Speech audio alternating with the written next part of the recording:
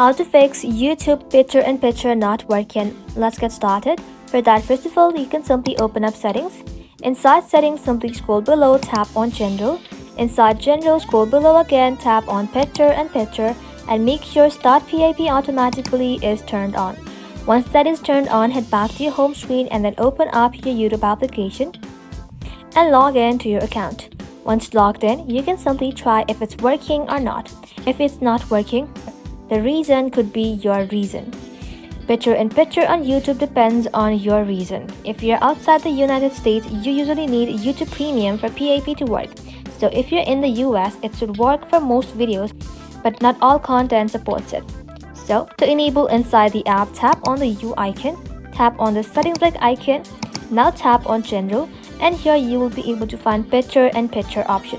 If not, head back, scroll below, tap on playback, and you will be able to find that option inside here. Make sure that is turned on, and now play the video and exit the app. If everything is set correctly, the video should now continue playing in floating window. That's it.